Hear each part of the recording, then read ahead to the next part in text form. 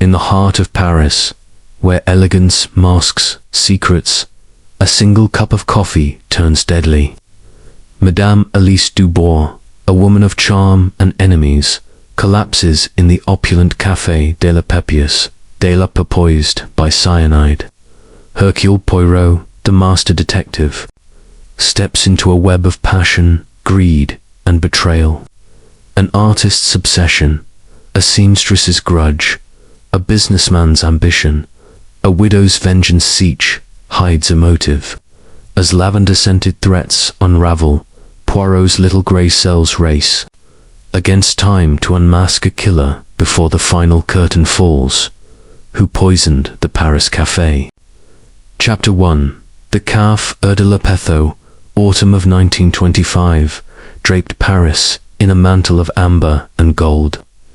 Its boulevards alive with the crisp rustle of leaves and the vibrant pulse of a city that thrived on beauty and intrigue. At the heart of the place, Dale la Presse stood the Café de la Paix, a beacon of elegance where the elite of Paris gathered to weave their stories beneath a veneer of sophistication. Its wide, gleaming windows reflected the grandeur of the Opéra Garnier across the square, and its golden awning fluttered gently in the breeze, a silent invitation to a world of refined pleasures. Inside, the air was thick with the aroma of freshly brewed coffee, warm brioche, and the faint temps of expensive perfume, mingling with the soft clink of porcelain and the murmur of cultured voices. The café was a stage, its patrons the players. And on this particular afternoon, it was poised to host a drama unlike any other. Hercule Poirot, the diminutive Belgian detective with a moustache as precise as his mind, sat at a small table near the entrance, his posture erect, his tailored suit of deep burgundy a testament to his fastidious nature. His green eyes, sharp as polished jade, surveyed the room with a quiet intensity, missing nothing. He had come to Paris for a rare moment of repose, a brief escape from the labyrinthine mysteries that so often demanded his attention. Yet, as always, his little grey cells refused to rest, drawn irresistibly to the human tapestry before him. Beside him sat Captain Arthur Hastings, his loyal friend and confidant, whose ruddy cheeks and earnest demeanour contrasted sharply with Poirot's meticulous reserve. Hastings was engrossed in a copy of Le Monde, his brow furrowed as he muttered about the latest diplomatic tensions.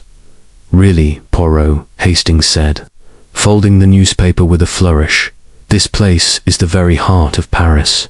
You could watch the world go by, hear artists, aristocrats, even the odd politician.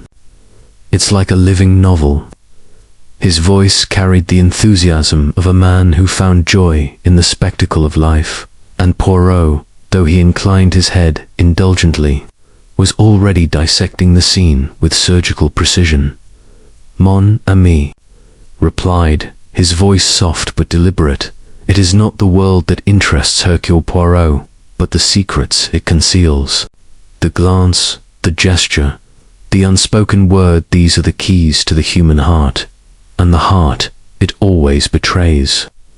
He sipped his café noir, its bitterness a perfect complement to his mood, and adjusted his cufflinks with a practiced flick. The Café de la Paix was a kaleidoscope of Parisian society. At one table, a cluster of young intellectuals debated philosophy, their hands waving as if to sculpt their arguments from the air. A dowager in a sable stole sipped her tea, her pearls gleaming under the chandeliers. A group of businessmen, their suits as sharp as their ambitions, huddled over contracts, their voices low and urgent. And then there was the woman by the central pillar, her presence commanding despite her solitude. She was in her mid-30s, her auburn hair swept into an elegant chignon, her emerald green dress clinging to her form with understated grace.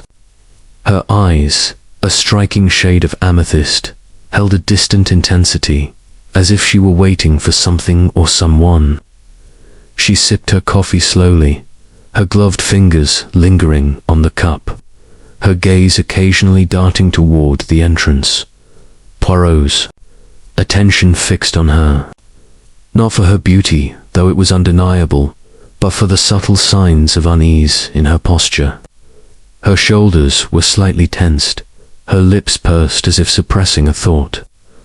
"Observe, Hastings," Poirot murmured, leaning closer, "that lady, she is not at peace. Her eyes, they search, and her hands, they betray a restlessness. Something weighs upon her, Nan." Hastings followed Poirot's gaze, his curiosity piqued. "She's a looker, I'll give you that. Maybe she's just nervous about a rendezvous. Paris is full of romantic intrigues. After all," he grinned, his romantic streak undimmed by years at Poirot's side. Poirot's lips curved faintly. "Romance, Hastings, perhaps. But the heart in distress speaks a different language. We shall see." Before Hastings could reply, a piercing scream shattered the café's refined harmony. The woman in the emerald dress lurched forward, her hand clutching her throat, her coffee cup crashing to the marble floor in a spray of porcelain and dark liquid. Her face contorted in agony, her amethyst eyes wide with terror, and she collapsed, her body crumpling like a fallen leaf.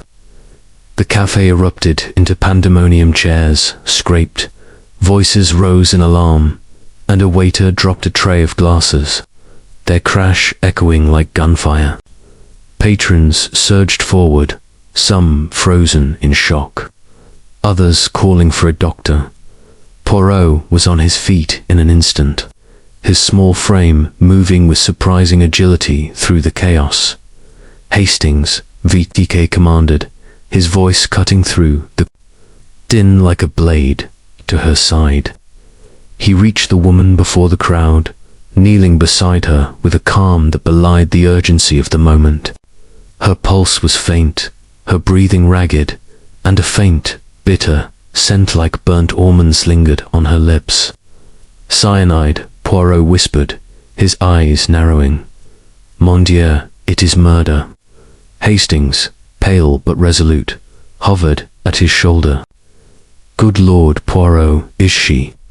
He couldn't finish, but Poirot's grim nod confirmed the worst. The woman was dead, her elegance extinguished in a moment of brutal finality. The café's manager, Monsieur Lefebvre, pushed through the throng, his face ashen, his hands trembling.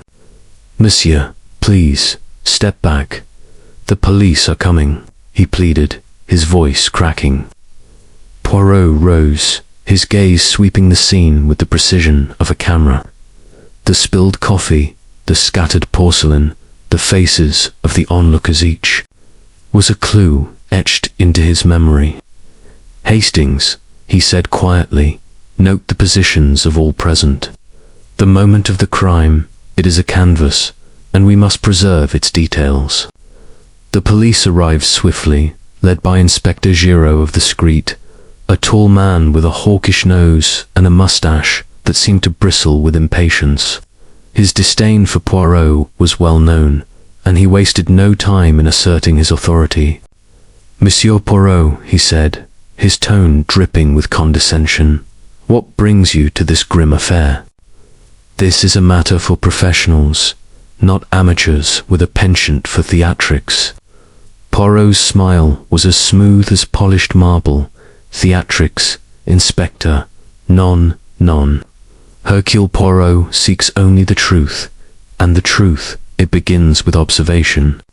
The poison, it was in the coffee. We will wish to examine the cup, the kitchen, the hands that prepared it." His tone was polite, but his eyes gleamed with challenge. Giraud's mustache twitched, but he barked orders to his men, who began sealing the café and detaining patrons. The manager identified the victim as Madame Alice Dubois, a widow of known for her wealth, her charm, and her knack for making enemies. She was a regular, Lefebvre said, mopping his brow.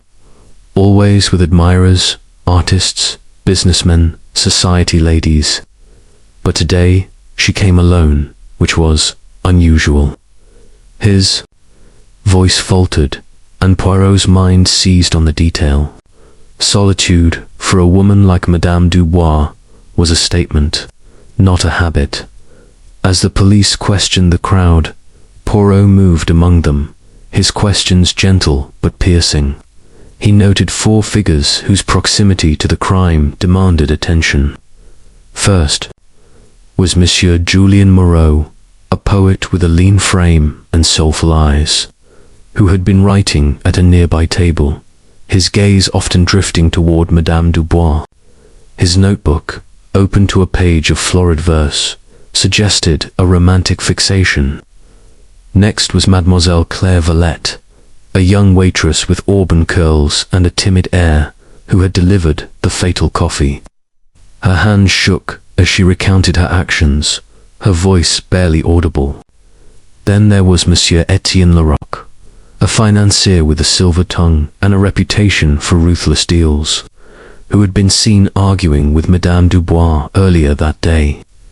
Finally, Madame Isabelle Roche, a matronly figure with a sharp tongue, had been overheard criticizing Madame Dubois's influence in social circles, her resentment palpable. Poirot's little grey cells buzzed with possibilities. Cyanide was a weapon of precision, requiring access to the poison and a moment to administer it. The coffee cup, now in the hands of Giraud's men, would yield traces, but the motive who had the heart to kill so boldly in such a public place? He turned to Hastings, who was scribbling furiously in his notebook. Mon ami, Poirot said, Madame Dubois was a woman who inspired devotion and disdain in equal measure. Her solitude today, it is significant. We must learn why she chose to be alone, and who saw in her death an opportunity. Hastings frowned, his pencil pausing. It's a bold move, Poirot, poisoning someone in a crowded café. Whoever did, it must have been desperate or awfully confident. That Larocque fellow, he seemed shifty to me, arguing with her just before. Poirot's eyes gleamed. Desperate, confident, or both, Hastings. The financier, the poet, the waitress, the matron each has a thread to Madame Dubois, and we must follow them all. The café, it is a stage, and this murder, it is the opening act. The police continued their work, their voices a low hum against the café's opulent backdrop. Giraud, dismissing Poirot with a wave, focused on the physical evidence, but Poirot knew the truth lay deeper, in the motives and secrets of those present. He questioned the dowager, who admitted to knowing Madame Dubois through charity events, but claimed no intimacy. She was a force, the dowager said, her voice tinged with admiration and envy. People loved her or loathed her, was no middle ground. The intellectuals offered little, though one mentioned overhearing Larocque's heated exchange with Madame Dubois about a failed investment. Claire Valette, when pressed, admitted to serving the coffee, but insisted she had done nothing wrong. I just took it from the kitchen, she whispered, her eyes darting nervously. Moreau, the poet, was more forthcoming, confessing his admiration for Madame Dubois, but denying any conversation with her that day. Madame Roche, her face a mask of disdain, admitted to a feud over a social slight, but scoffed at the idea of murder. I'm no poisoner, she snapped, her hands folded tightly, doughtily, as the afternoon faded. The café grew quiet, its usual sparkle dimmed by the weight of tragedy. Giraud, frustrated by the lack of immediate answers, approached Poirot once more. You've had your fun, monsieur, he said, his voice sharp. Leave this to the discreet. We'll have the killer by dawn. Poirot's smile was serene. By dawn, Inspector. Perhaps, but the truth, it is not so hasty. Hercule Poirot will find it in the details, in the shadows. He bowed slightly, his mind already racing ahead. Back at their table, Poirot sipped his now cold café noir, his thoughts a whirl of connections. Hastings, he said, this is a crime of audacity, but also of intimacy. The poisoner knew Madame Dubois, knew her habits, her vulnerabilities. We must learn more of her life, her loves, her enemies, her secrets. Hastings nodded, his face grave. Where do we start, Poirot? The kitchen, the waitress, or that Larocque chap? Poirot's eyes twinkled with the thrill of the chase. We start, mon ami, with the heart of the matter. Tomorrow, we shall visit the poet, the financier, the waitress, and the matron. The Café de la Paix has spoken, and Hercule Poirot will listen. The sun dipped below the horizon, casting long shadows across the Place de l'Opéra. The café's mirrors reflected a world paused in suspense, but for Poirot, the mystery was only beginning. A puzzle to be solved with the precision of his little grey cells. Chapter 2. The victim and the suspects, the Café de la Paix.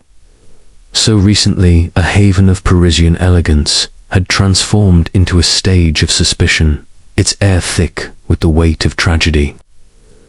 The golden light of the chandeliers seemed dimmed, as if the very atmosphere mourned the sudden death of Madame Alice Dubois. Her body had been discreetly removed by the police, but the shattered coffee cup remained on the marble floor, a stark reminder of the poison that had claimed her life. The patrons, now detained within the café's ornate walls, shifted uneasily, their faces a gallery of shock, fear, and guarded secrets. Hercule Poirot, his small frame erect and his green eyes alight with purpose, stood apart, observing the scene with the detachment of a scientist and the intuition of an artist. Inspector Giraud, his hawkish features taut with irritation, directed his men with brusque efficiency. Seal the exits. No one leaves until I say so. He barked, his voice echoing off the gilded mirrors. His disdain for Poirot was palpable, and he made no effort to conceal it. Monsieur Poirot, he said, striding over, this is a matter for the street, not for your parlor tricks. Stay out of my way. His moustache quivered with indignation, but Poirot merely inclined his head, his smile as serene as a still lake. Parlor tricks, Inspector. Non. Hercule Poirot employs only the method, the logic, the little grey cells, but I shall not interfere, merely observe. His tone was polite, but the glint in his eye suggested he would do far more than observe. Giraud snorted and turned away, muttering about amateurs. Captain Hastings, standing faithfully at Poirot's side, clutched his notebook, his pen poised like a soldier's weapon. This is a grim business, Poirot, he whispered, his honest face clouded with unease. Poison in a public place like this, it's brazen, isn't it? Whoever did it must have nerves of steel. Poirot's moustache twitched, a sign of his mind at work. Brazen, yes, mon ami, but also precise. Cyanide does not find its way into a coffee cup by accident. It requires opportunity, access, and, above all, motive. We must discover who among these people had all three. The police had begun their interrogations, and Poirot, with Hastings trailing behind, moved among the detained patrons, his questions as delicate as a surgeon's scalpel. The manager, Monsieur Lefebvre, provided the first pieces of the puzzle. Madame Alice Dubois, he confirmed, was a woman of 35, widowed 3 years prior when her husband, a prominent banker, died in a motorcar accident. Her wealth was considerable, her social circle illustrious, and her reputation a curious blend of admiration and envy. She was a regular here, Lefebvre said, mopping his brow with a handkerchief. Always charming, but, how shall I say? She had a way of making others feel small. Her tongue could cut like a blade. Poirot's eyes narrowed. And today she dined alone. Was this her custom? Lefebvre shook his head. Nan, monsieur. She usually came with friends, businessmen, sometimes a lady or two from her charity committees. Today she insisted on a table by the window, alone. She seemed preoccupied. This detail intrigued Poirot. A woman of Madame Dubois's stature did not isolate herself without reason. He made a mental note to explore her recent activities. But for now, his attention turned to the suspects, each a distinct thread in the tapestry of the crime. First was Monsieur Claude Renard, the artist whose brooding presence had caught Poirot's eye. Renard sat hunched over a small table, his sketchbook open before him, though his pencil lay idle. His dark hair fell in disarray over his forehead, and his eyes, a stormy grey, held a flicker of unease. Poirot approached, his demeanour courteous, but probing. Monsieur Renard, you were sketching today. Oui. And your subject? It was Madame Dubois. Renard's fingers tightened on his sketchbook. She inspired me, he said, his voice low. Her face, it was like a painting, full of light and shadow. I meant no harm. He opened the book to reveal a series of sketches, each capturing Madame Dubois with an almost reverent attention. To detail her arched brow, the curve of her lips, the tilt of her head. Yet, there was something unsettling in the intensity of the drawings, as if Renard saw not just a woman, but a muse he could not possess. You spoke to her? Poirot asked, his tone gentle but insistent. No, Renard replied, too quickly. I only watched.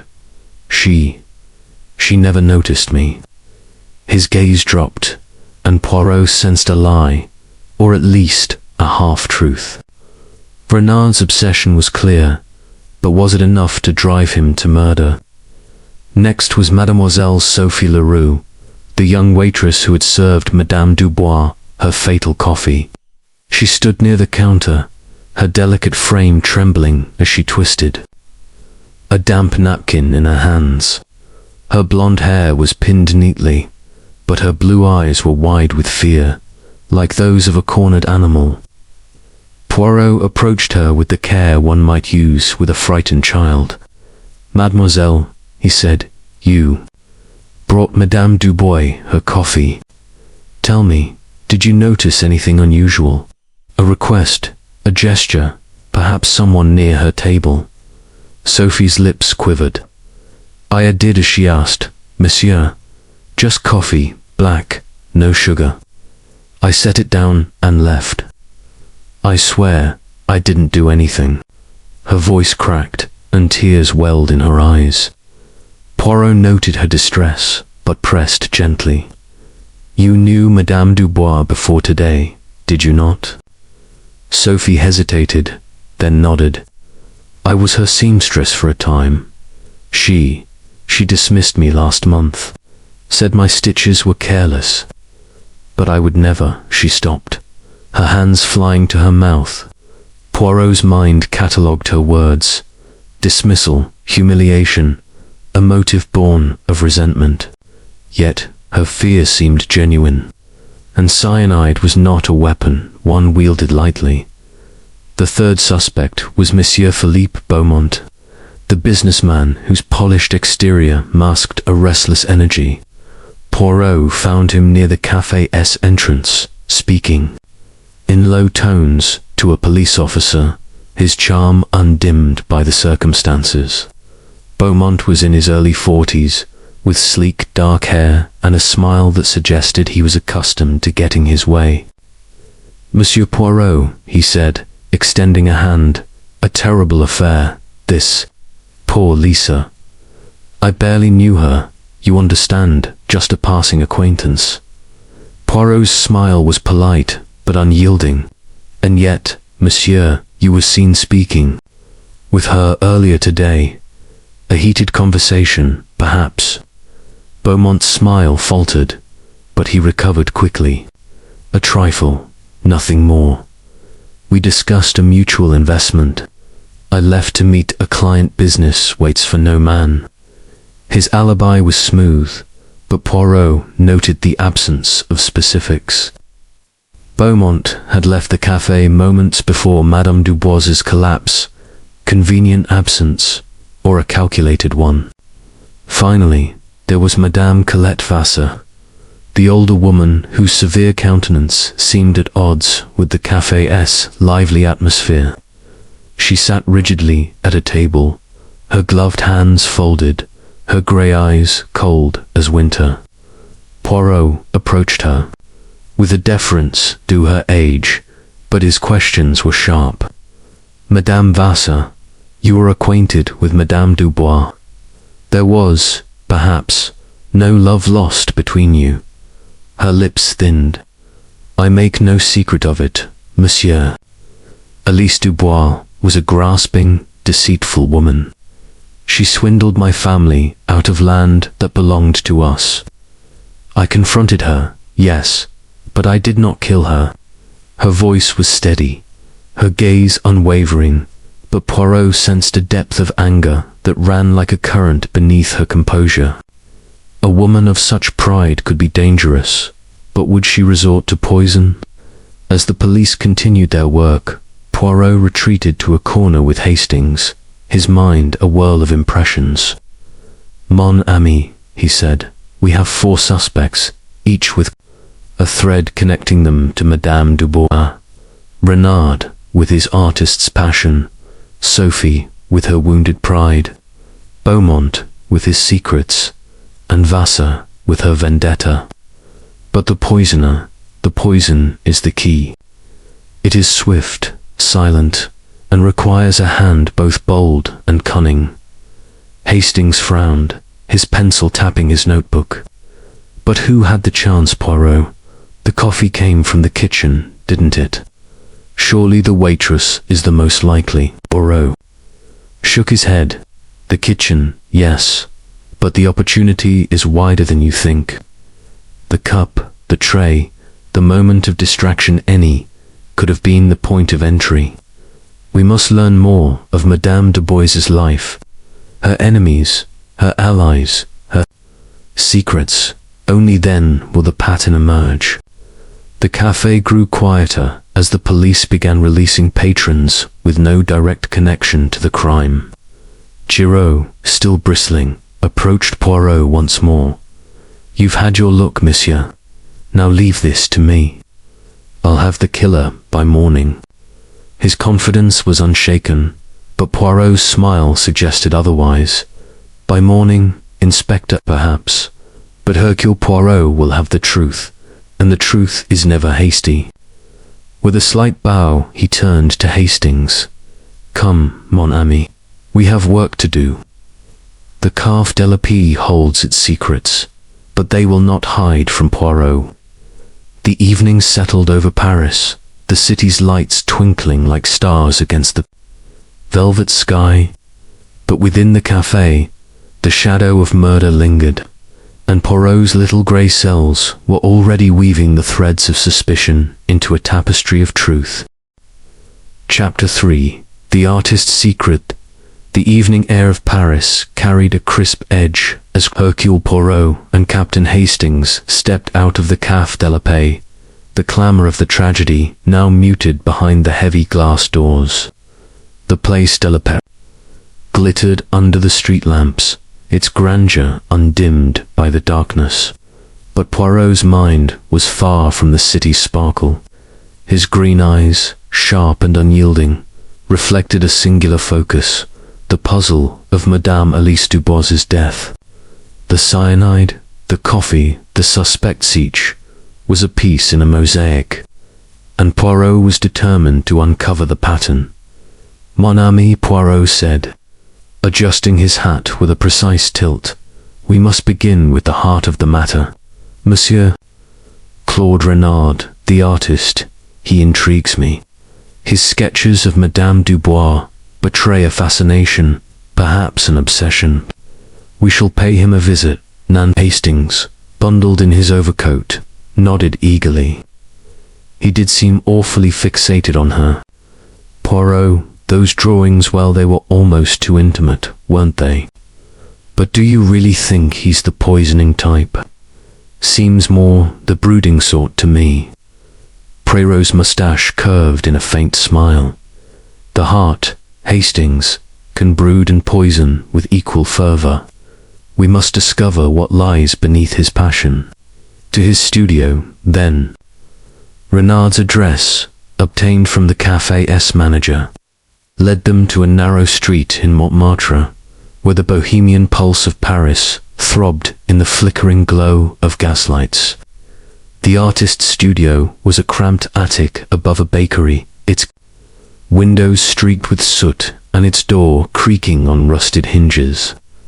The scent of fresh bread mingled oddly with the sharp temps of turpentine as Poirot knocked, his cane tapping lightly on the cobblestones. Claude Renard opened the door, his disheveled appearance even more pronounced in the dim light. His shirt was untucked, his hands smudged with charcoal, and his grey eyes held a wary intensity. Monsieur Poirot, he said, his voice tinged with surprise. What brings you here? The police have already questioned me. Poirot's smile was disarming, his tone as smooth as velvet. A small matter, Monsieur Renard. May we enter? Hercule Poirot seeks only to understand, not to accuse.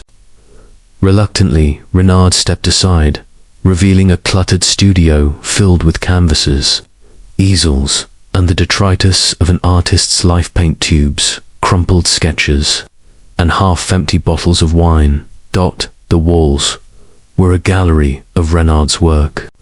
Vibrant landscapes, somber portraits, and, most strikingly, a series of studies of Madame Alice Dubois. Her face, rendered in charcoal and oil, stared from every corner, laughing, pensive, aloof.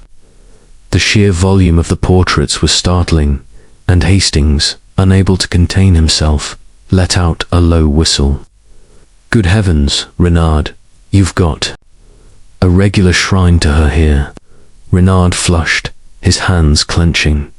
She was my muse, he said defensively. Her beauty, it was like a flame. I couldn't help but capture it. He gestured to a half-finished canvas, where Madame Dubois's violet eyes seemed to follow them, her expression enigmatic. Poirot's gaze swept the room, noting every detail: the chipped teacup on a table, the stack of letters tied with twine, the faint smell of lavender that lingered in the air. Monsieur Renard, he began, seating himself on a rickety chair, your admiration for Madame Dubois is evident. But tell me, did you ever speak with her? Share your feelings, perhaps? Renard's shoulders slumped, and he sank onto a stool, his hands twisting together. I tried, once, at the café, a month ago. I showed her one of my sketches, told her she inspired me. She laughed, not cruelly, but as if I were a child with a foolish dream. She said I should paint someone less complicated. It stung, Monsieur Poirot, but I didn't hate her. I couldn't. Poirot's eyes gleamed with interest. And yet, you continued to sketch her. Why? Renard hesitated, his gaze flickering to the stack of letters. She was unattainable. That made her all the more compelling, I thought. Perhaps, if I captured her perfectly, she might see me differently. His voice was raw, exposing a vulnerability that made Hastings shift uncomfortably. Poirot leaned forward, his tone gentle but insistent. And these letters, monsieur, they are from her. He gestured to the bundle, his fingers hovering but not touching. Renard's face paled. No, not from her. Just correspondence. Bills, mostly. His words were too quick, his eyes too evasive. Poirot did not press, but his mind noted the lie. The lavender scent, faint but unmistakable, suggested a connection to the cryptic. Notes found in Madame Dubois's apartment, a detail he would pursue later. Instead, Poirot shifted his approach. Tell me, Monsieur Renard, where were you when Madame Dubois drank her coffee? You were at your table, sketching, oui. Renard nodded, his fingers tracing the edge of his sketchbook. Yes, I was there. I saw her take the cup, sip it, then. He shuddered, his voice dropping to a whisper. She gasped, clutched her throat, and fell. It was horrible. I wanted to help, but the crowd, it was chaos. Poirot's gaze was unrelenting. And did you see anyone near her table? A waiter? Perhaps, or another patron? Renard frowned, his brow furrowing. The waitress, Sophie, I think, brought the coffee. No one else went near her, not that I saw, but I wasn't watching closely. I was lost in my work. His hesitation suggested he was holding something back, but Poirot sensed that pushing now would yield nothing further. Rising, Poirot adjusted his gloves with care. Merci, Monsieur Renard. You have been most helpful. We shall speak again, I think. He bowed slightly, and Hastings followed him out, casting a final glance at the portraits that seemed to watch them leave. On the street, Hastings exhaled, his breath visible in the cool night air. Well, Poirot, he's certainly got it bad. For her, but poison. I can't see it. He's all heart, that one more likely to pine than to plot. Poirot's moustache twitched.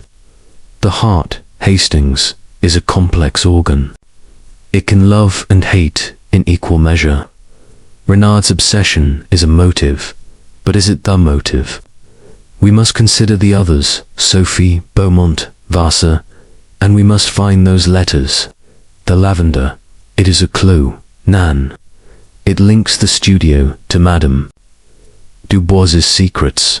Hastings frowned. You think he wrote those threatening notes you found? The ones about leaving someone? Perhaps, Poirot said, his eyes distant. Or perhaps he received them.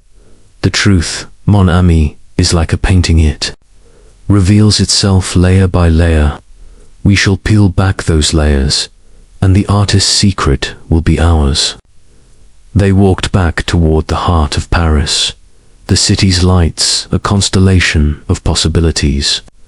Poirot's mind was already turning to the next step. Sophie Leroux, the nervous seamstress, whose trembling hands and bitter memories suggested a story yet untold. The Café de la Paix, with its gilded mirrors and hidden poisons, was but the beginning of this intricate dance of deception. Chapter 4.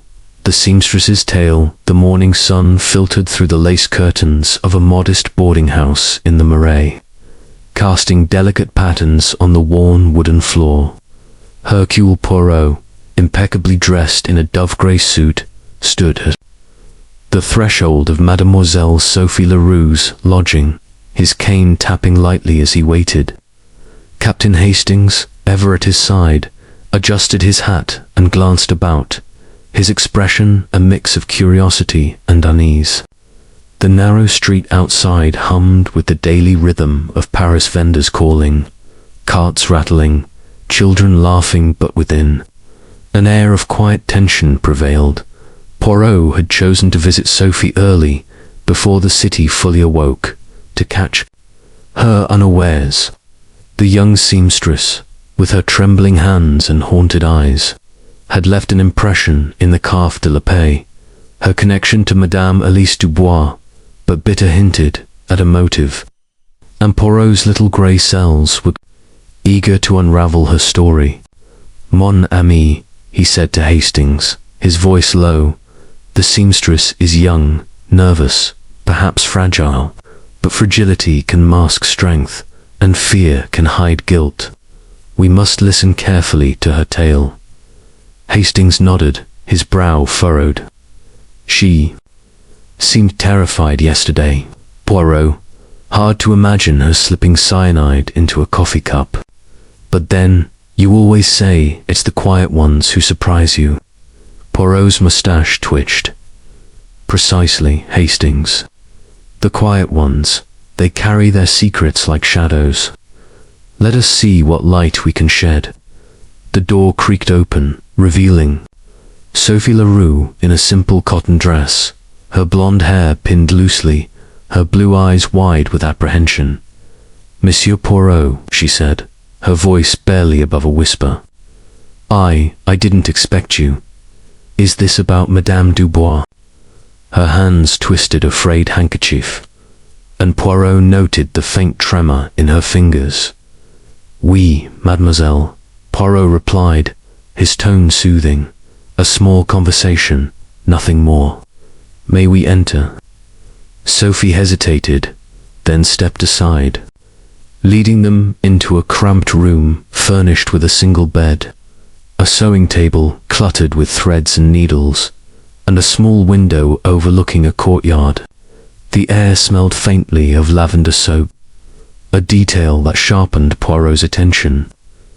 Recalling the scented letters in Madame Dubois's apartment and Renard's studio, they sat at the sewing table, Sophie perching nervously on a stool while Poirot took a chair, his posture erect, his gaze gentle but piercing. Hastings remained standing, his notebook at the ready. Mademoiselle Leroux, Poirot began. You told me yesterday that you served Madame Dubois her coffee, and that you once worked for her as a seamstress. Tell me, if you please, more of this time. What was she like as an employer? Sophie's eyes dropped to her hands, her fingers knotting the handkerchief tighter. She was demanding, monsieur. Particular about everything: stitches, fabrics, even the way I held the needle. I worked for her for 3 months, making dresses, altering her gowns. She paid well, but she was quick to criticize. One day, I misjudged a hem only a fraction. You understand, but she called it careless and dismissed me on the spot. Her voice trembled, but there was an edge of resentment beneath the fear. Poirot leaned forward slightly.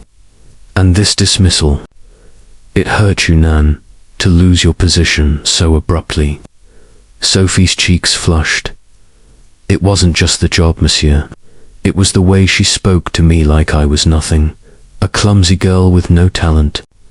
I'd worked so hard, and she laughed. Her voice broke, and she pressed the handkerchief to her lips. Poirot's eyes softened, but his mind was racing. Humiliation, he knew, could fester into something darker. Tell me, mademoiselle, he continued, did you see Madame Dubois often after this? At the café, perhaps? Sophie shook her head. Not often. I took the job at the Café de la Paix to make ends meet. I saw her there sometimes, always so elegant, surrounded by people. She never noticed me, though.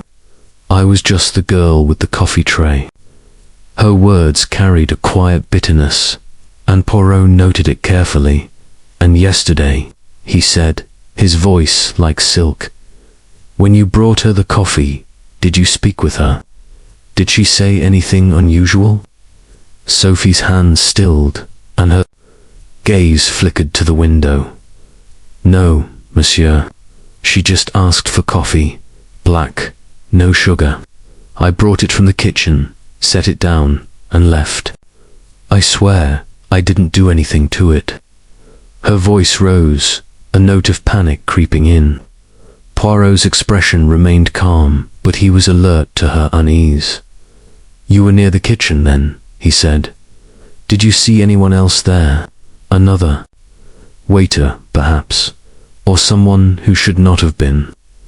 Sophie frowned, her brow creasing. It was busy, monsieur. Monsieur Andre, the head waiter, was there, giving orders. A few others were coming and going, cooks, dishwashers. I didn't notice anything strange. She paused, then added, but there was a moment when the tray was on the counter, just for a second, while I fetched a napkin. I didn't think anything of it. Poirot's eyes gleamed. A second. Mademoiselle is all it takes. And this tray, it held only Madame Dubois's coffee. Yes, Sophie said quickly. Just her cup. I took it straight to her table. Her words were firm, but her fingers resumed their nervous twisting, and Poirot sensed she was holding something back. He shifted his approach, his tone softening further. Mademoiselle, you are young, and life has not been kind. To be dismissed. To be mocked, it wounds the spirit, does it not? Did you ever wish to repay Madame Dubois for her cruelty? Sophie's eyes widened, and she stood abruptly, knocking a spool of thread to the floor. No, I mean, I was angry, yes, but I wouldn't hurt her. I couldn't. Tears welled in her eyes, and she turned away, her shoulders shaking. Hastings, ever the gentleman, stepped forward, but Poirot raised a hand to stop him. Calm yourself, mademoiselle, Poirot said gently. Hercule Poirot does not accuse without evidence, but the truth, it must be complete. Is there anything else you wish to tell me? Something perhaps you fear to admit? Sophie turned back, her face pale. There's nothing, monsieur. I swear it, I'm not a killer. Her voice was barely audible, and Poirot let the silence linger, watching her closely. The lavender scent, the nervous gestures, the quick denials, each was a thread in the tapestry, but the pattern remained elusive. Rising, Poirot adjusted his gloves with care. Merci, Mademoiselle Leroux, you have been most helpful. We shall speak again, I think. He bowed slightly, and Hastings followed him out, casting a sympathetic glance at the trembling girl on the street. The morning bustle of the Marais enveloped them, merchants haggling, bicycles clattering over cobblestones. Hastings shook his head. Poor girl Poirot. She's scared out of her wits. Do you really think she could have done it? Poirot's moustache twitched. The heart of Mademoiselle Leroux is a storm. Hastings' fear, anger, perhaps guilt. But cyanide, it is a weapon of calculation, not impulse. Her story of the tray, left unattended, is significant.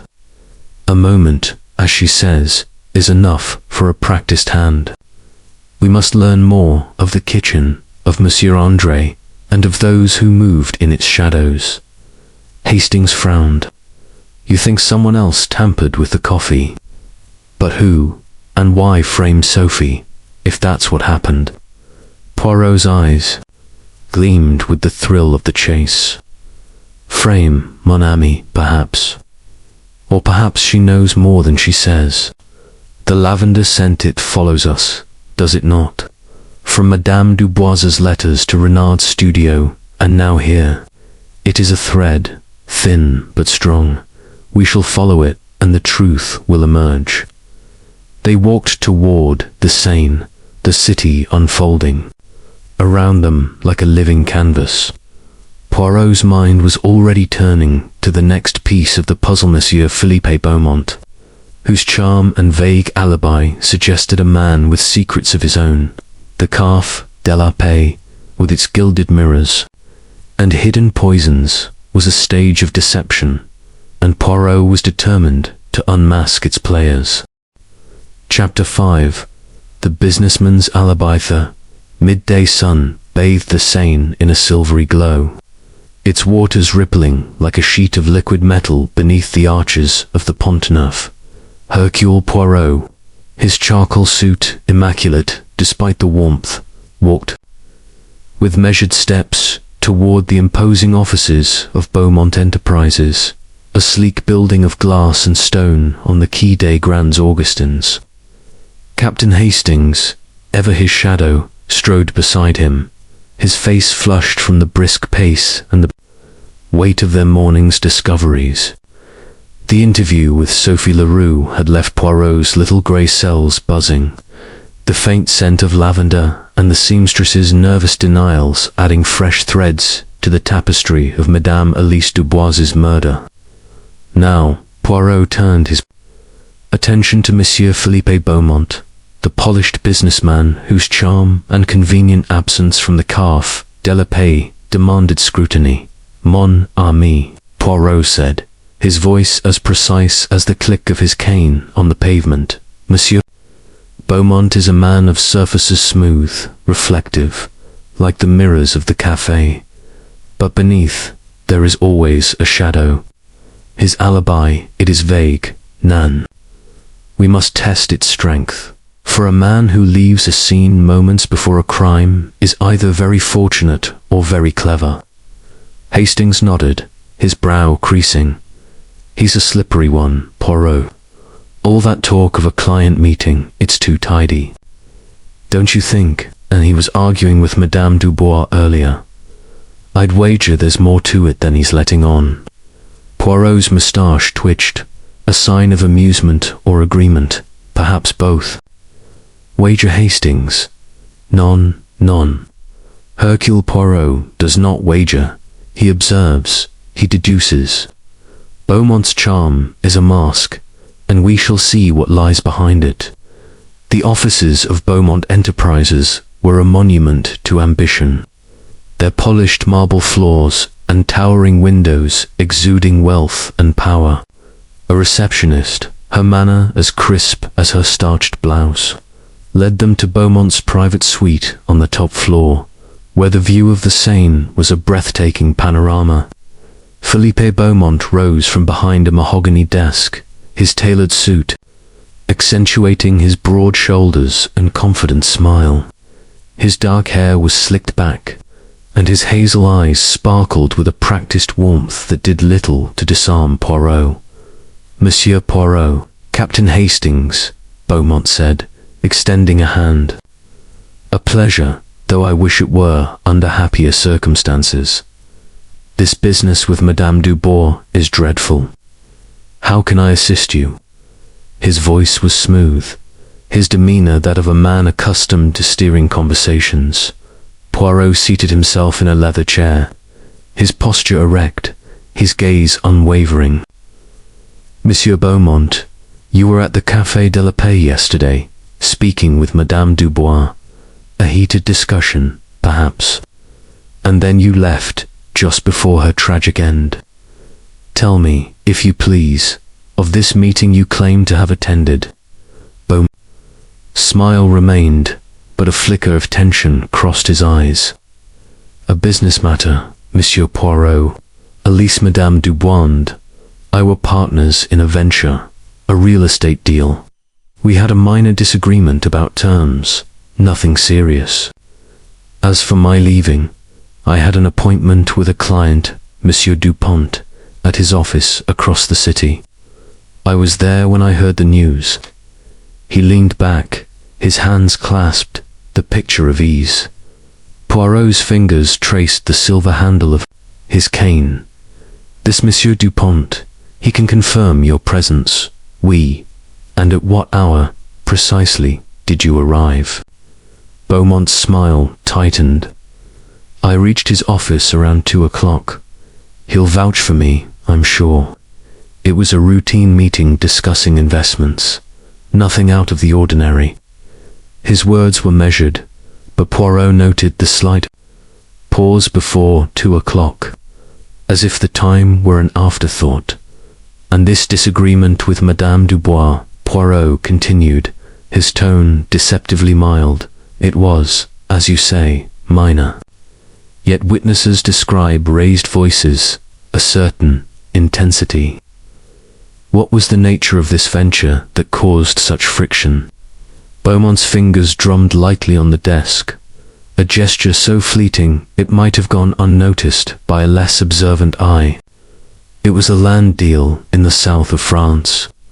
Elise had a knack for negotiation, but she drove a hard bargain. She wanted a larger share of the profits than we'd agreed. I told her it wasn't feasible, that's all. He shrugged, but the movement lacked conviction. Poirot's eyes gleamed. And this land deal, it was profitable, Nan. A loss of her share would be significant. Beaumont's jaw tightened, but his smile held. Significant, yes, but hardly worth killing over. I'm a businessman, Monsieur Poirot, not a murderer. Elise was a formidable woman, but we parted on civil terms. His voice was firm, but Poirot sensed a crack in the facade, a hint of something unspoken rising. Poirot paced slowly, his steps deliberate. Tell me, monsieur, do you have dealings with chemicals in your business? Perhaps for industrial purposes. Beaumont's brow furrowed, a trace of unease breaking through. Chemicals, occasionally, yes. My factories use various substances, agents, solvents. Why do you ask? Poirot's smile was enigmatic. A mere curiosity, monsieur. Cyanide, for example, it is used in certain industries, is it not? For cleaning, perhaps, or metalwork. Beaumont's face paled, though he quickly recovered. Cyanide, I suppose so, but I don't oversee such details. My managers handle procurement. You're not suggesting I had anything to do with that poison? His voice rose, a note of indignation creeping in. Poirot raised a hand, placating. Suggest Monsieur non. Hercule Poirot merely seeks the truth. One final question. When you left the café, did you pass through the kitchen, perhaps to speak with the staff? Beaumont's eyes narrowed. The kitchen? No, I left through the main entrance. Why would I go to the kitchen? His tone was sharp, and Poirot noted the defensive edge, filing it away for later consideration. Merci, Monsieur Beaumont, Poirot said, bowing slightly. You have been most cooperative. We shall not detain you further for now. He turned to leave, Hastings following, but not before Poirot's gaze lingered on a small stack of papers on the desk, one bearing the logo of a chemical supplier. The detail was subtle, but to Poirot it was as loud as a shout. Outside, the Seine sparkled under the noon sun, but Hastings's expression was clouded. He's hiding something, Poirot, he said, his voice low. That business about the client, it's too convenient. And the way he dodged your question about the cyanide. Poirot nodded, his eyes distant. We, Hastings, Monsieur Beaumont, is a man of secrets, and his alibi is like a house of cards, impressive, until one examines it closely. We must verify this, Monsieur Dupont, and we must learn more of Beaumont's business dealings. The cyanide, it is no coincidence. It links to his world, perhaps to his very desk. Hastings frowned. You think he got the poison from his factories? But how would he slip it into the coffee? He wasn't even there when she drank it. Poirot's moustache twitched. Not there, mon ami, or simply not seen. The kitchen, the tray, the moment of distraction, these are the spaces where opportunity hides. We shall return to the café, and we shall speak with Monsieur André, the head waiter. His role in this drama is yet to be revealed. As they walked along the quay, the city's pulse surrounded them. Lovers strolling, artists sketching, barges gliding silently. But Poirot's mind was elsewhere, weaving the threads of Beaumont's charm, Sophie's fear, and Renard's obsession, into a pattern that grew ever clearer. The Café de la Paix, with its gilded elegance, held the key to Madame de Bois's death, and Poirot was determined to unlock its secrets. Chapter 6. The widow's enemy. The late afternoon light cast long shadows across the place Vendôme, where the grandeur of Parisian architecture stood as a testament to the city's enduring elegance. Hercule Poirot, his small frame clad in a pristine navy suit, navigated the bustling square with the precision of a metronome, his cane tapping a steady rhythm on the cobblestones. Captain Hastings, ever loyal, matched his stride, though his face bore the weight of their mornings. Discoveries. The interview with Philippe Beaumont had left Poirot's little grey cells humming, the businessman's evasive alibi and connection to industrial chemicals forming a tantalizing thread in the intricate web of Madame Elise Dubois's murder. Now Poirot turned his attention to Madame Colette Vassar, the severe widow whose public quarrel with the victim hinted at a motive rooted in deep-seated enmity. "Mon ami," Poirot said, his voice low but clear, "Madame Vassar is a woman of pride, none. Her disdain for Madame Dubois was no secret, and such bitterness can be a powerful force. We must tread carefully, for pride can mask both truth and deception." Hastings nodded, his expression thoughtful. "She's a tough old bird. That look she gave you at the café, pure ice, but poison. It's so underhanded. I'd have pegged her for a more direct sort of revenge." Poirot's moustache twitched, a faint smile playing at his lips. "Direct, Hastings, perhaps, but the heart of a woman scorned is a labyrinth, and poison is a weapon of subtlety, not strength. We shall see what Madame Vassar reveals." Their destination was a stately townhouse on the Rue de la Paix, its facade adorned with Roturan balconies and heavy velvet drapes. A maid, her apron starched to perfection, admitted them into a drawing-room of understated opulence, mahogany furniture, Persian rugs, and a crystal chandelier that caught the fading light. Madame Colette Vassar sat in a high-backed chair, her posture rigid, her grey hair pulled into a severe bun. Her eyes, sharp and unyielding, assessed Poirot and Hastings with the scrutiny of a judge. She wore a black dress, its simplicity offset by a single emerald brooch, and her gloved hands rested calmly in her lap. "Monsieur Poirot," she said, her voice cool and measured, "I expected the police, not a private detective. Your reputation precedes you, but I fail to see what you hope to gain from me. I have nothing to hide."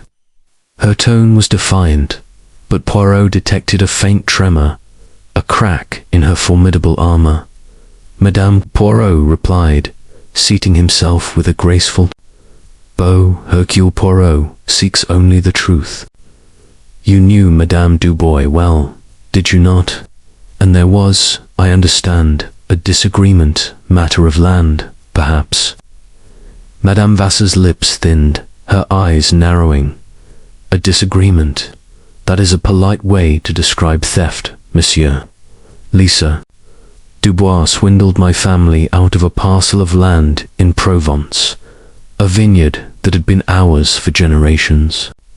She used her charm, her connections, to manipulate the courts in her favor. My late husband's legacy was stolen, and she profited handsomely." Her voice was steady, but the bitterness was palpable, each word laced with a venom that seemed to linger in the air. Poirot's fingers traced the silver handle of his cane, his gaze never leaving her face. "And this loss, it wounded you deeply. You confronted her, I believe, only days ago at the Café de la Paix." Madame Vassar's chin lifted, her pride unshaken. "I did. I told her exactly what I thought of her, grasping, heartless woman who cared only for her own gain." She laughed, "Monsieur Poirot, as if my family's ruin were a jest. But I am no murderer. I would not stoop to her level." Her words were firm, but Poirot noted the slight clench of her hands, the faintest quiver in her voice.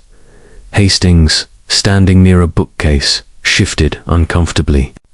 "Begging your pardon, madame," he interjected, "but that's a strong motive. You must have been furious.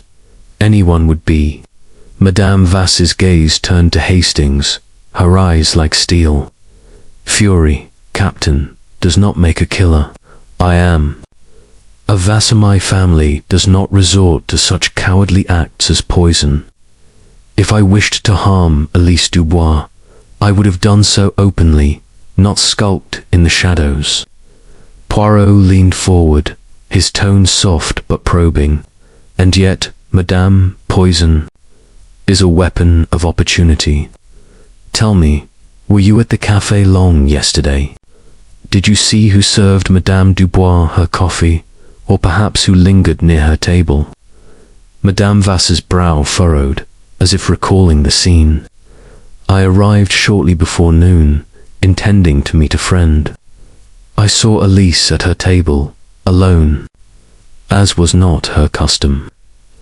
The young waitress Sophie, I believe, brought her coffee. I paid little attention beyond that. My friend arrived, and we spoke until the commotion began." Her voice faltered, and for a moment her composure wavered, revealing a flicker of unease. Poirot's eyes gleamed with interest.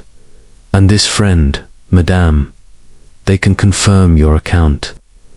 "Madame Fournier," she replied. "She is a member of my charity committee. We were discussing a fundraiser. She was with me when Elise collapsed." Her tone was firm, but Poirot made a mental note to verify this alibi with Madame Fournier. His gaze swept the room, noting the details: a vase of fresh lavender on a side table, a stack of stationery embossed with the Vassar crest, a faint scent that matched the cryptic notes found in Madame Dubois's apartment. "Madame," he said, his voice like silk, "you are a woman of refinement.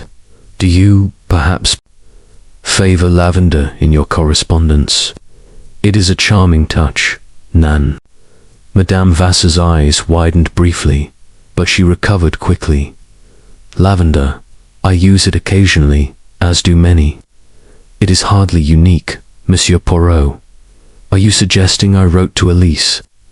Her tone was sharp, but Poirot sensed a defensive edge, as if his question had struck a nerve. "Not suggesting, madame," Poirot said, his smile disarming. "Merely observing. The smallest details, they lead to the truth. One final question.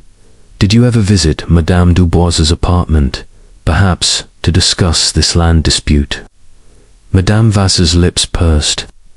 "Never. I would not lower myself to enter her home. Our encounters were public, as they should be."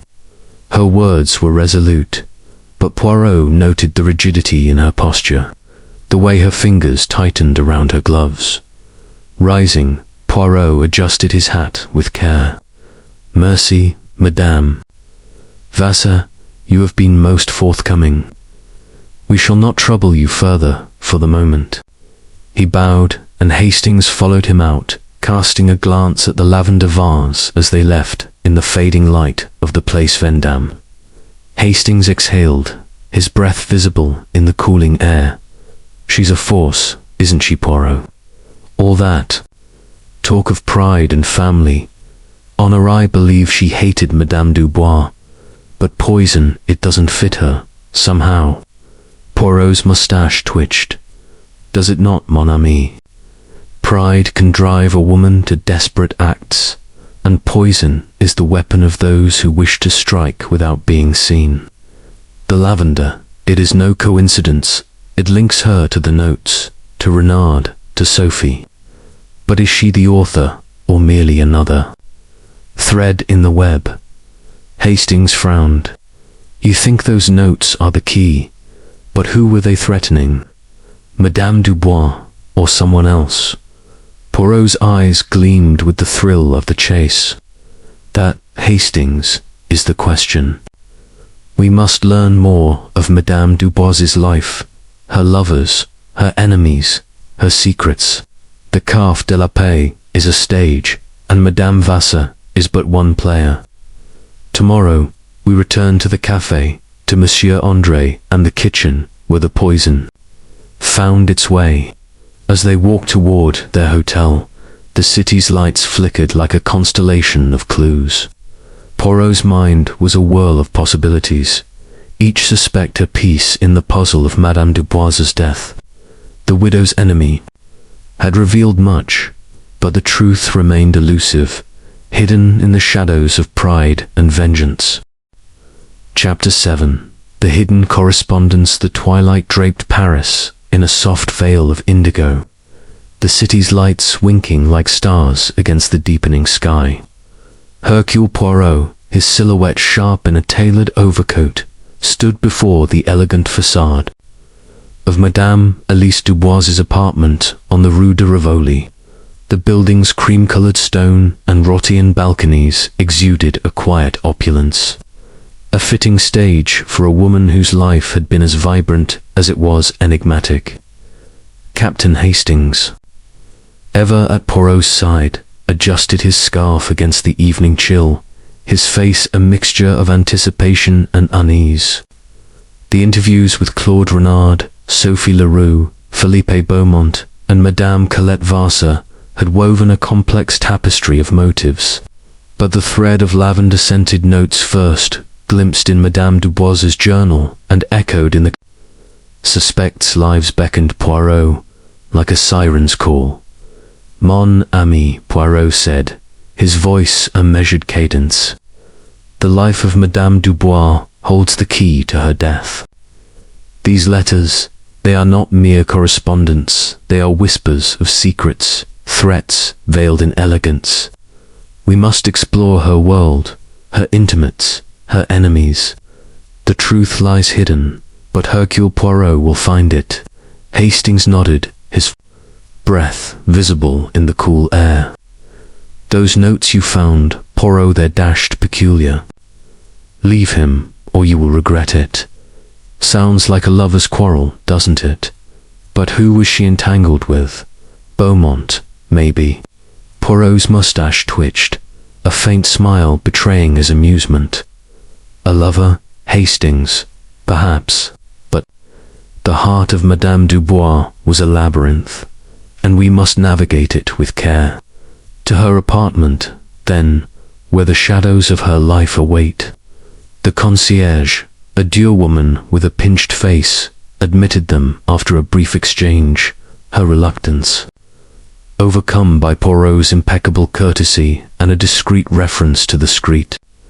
The apartment was a study in refined taste silk drapes in shades of sapphire, gilded mirrors reflecting the glow of crystal lamps, and a rosewood desk cluttered with papers. The air carried a faint trace of jasmine, Madame Dubois's signature, scent mingling with the musty undertone of a home now silent. Poirot's green eyes swept the room, cataloguing every detail with the precision of a watchmaker. He began at the desk, his gloved fingers sifting through letters, receipts, and invitations. A leather-bound journal, its pages filled with Madame Dubois's elegant script, lay open as if she had been interrupted mid-thought. Poirot's attention returned to the cryptic notes he had glimpsed earlier, tucked between the journal's pages. There were 3, each written in a precise, feminine hand on lavender-scented paper. The first read, "Leave him, or you will regret it." The second, "You think you can take what is mine. Think again." The third, more ominous, "This is your final warning." No signature, no address, but the scent and the tone suggested a connection that spanned the suspects. "Mon dear Poirot," murmured, holding a note to the light. "These are not idle words, Hastings. They speak of possession, of jealousy. But who is he, and who is the writer? The lavenderette is a clue, Nan. We have smelled it in Renard's studio, in Sophie's room, in Madame Vassar's drawing room. Yet it is not enough to accuse. Hastings peered over his shoulder, his brow furrowed. Could Madame Vassar have written them? She's got the pride and the grudge. Or maybe Sophie, out of spite.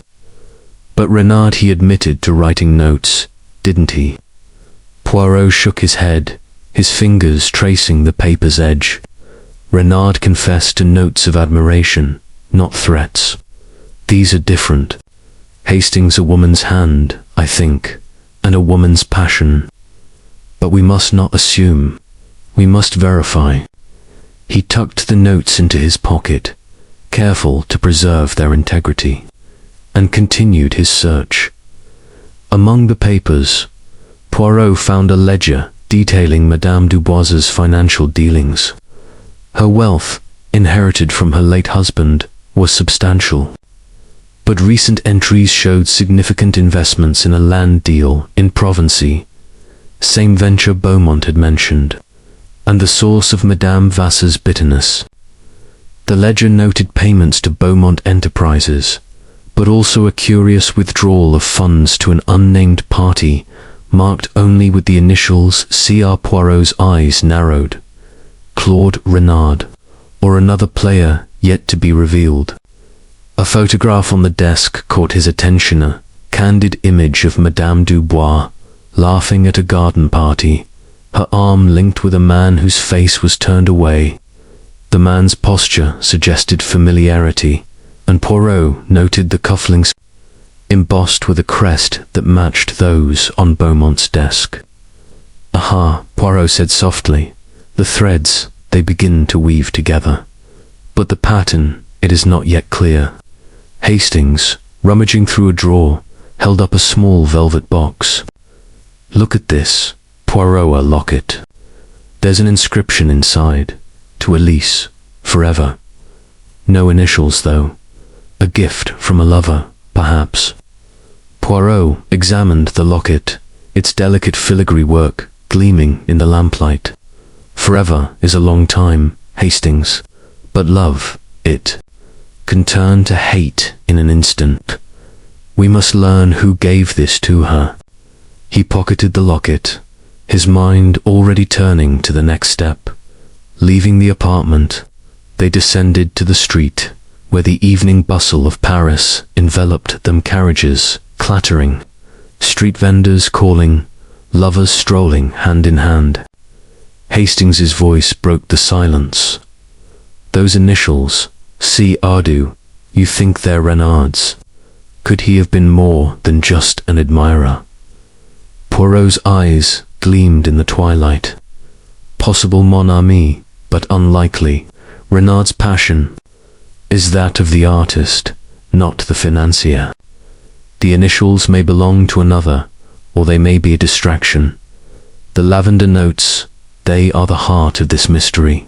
We must trace their origin, perhaps, to a stationer, or to someone close to Madame Dubois." Hastings frowned, and Beaumont. "That photograph fits him, isn't it? Those cufflinks were unmistakable." "Oui," Poirot said, his voice low. "Beaumont is entangled, but how deeply? A lover, a partner, a rival. The ledger suggests a financial bond, but the locket hints at something more. We must also consider Madame Vassar, her pride, her loss, and Sophie, whose fear may hide knowledge. The café, Hastings it, is the stage where these lives intersected, and we must return there." As they walked toward their hotel, the city's lights cast a golden glow over the Seine. Poirot's mind was a whirl of connections, the lavender notes, the financial dealings, the locket's promise of forever. The hidden correspondence had revealed glimpses of Madame Dubois's world, but the truth remained elusive, a shadow dancing just beyond reach. Tomorrow, Poirot vowed, he would unravel another layer of this intricate puzzle, and the Café de la Paix would yield its secrets. To Hercule Poirot. Chapter 8. The Café's underbelly. The morning mist clung to the cobblestones of Paris, softening the edges of the grand boulevards as Hercule Poirot and Captain Hastings approached the Café de la Paix, the café's golden awning, usually a beacon of elegance, seemed subdued under the grey sky, its windows reflecting the sombre mood of a place touched by death. Inside, the usual clatter of cups and hum of conversation were muted, the staff moving with a cautious efficiency that betrayed their unease.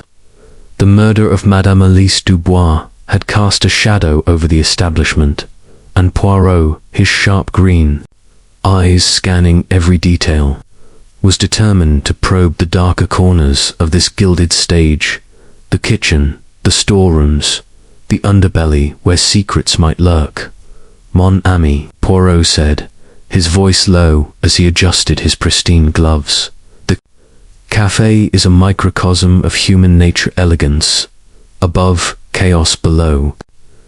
The poison that killed Madame Dubois found its way through these unseen spaces, and we must follow its path. The staff, they see all, yet speak little. Today we shall listen.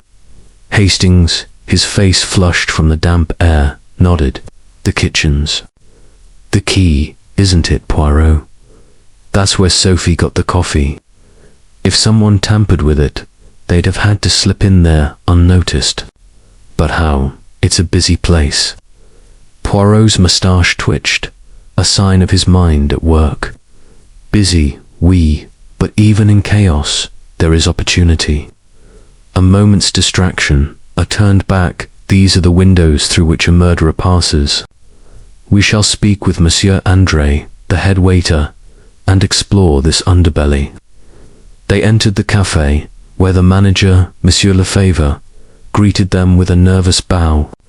Monsieur Poirot, you return. The police have been here again, asking questions. This tragedy is ruining us. His hands wrung a cloth napkin, his eyes darting toward the kitchen door. Calm yourself, Monsieur Lefebvre, Poirot said, his tone soothing but firm. Hercule Poirot seeks only the truth, and the truth will restore order. May we speak with Monsieur André, and perhaps see the kitchen? Lefebvre hesitated, then nodded, leading them through a side door into the bustling heart of the café's operations.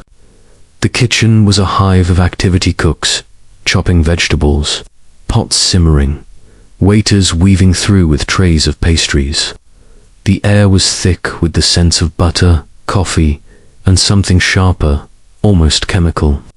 Poirot's nose wrinkled, his senses alert. Monsieur André, the head waiter, stood at the center of the chaos, his wiry frame and pencil-thin mustache giving him the air of a conductor directing an orchestra. He was issuing orders in a clipped tone when he spotted Poirot. Monsieur Poirot, he said, wiping his hands on his apron, this is no place for a gentleman. The police have already poked about. What do you want here? Poirot's smile was disarming, his eyes keen. A small matter, Monsieur André. The coffee served to Madame Dubois came from this kitchen, oui.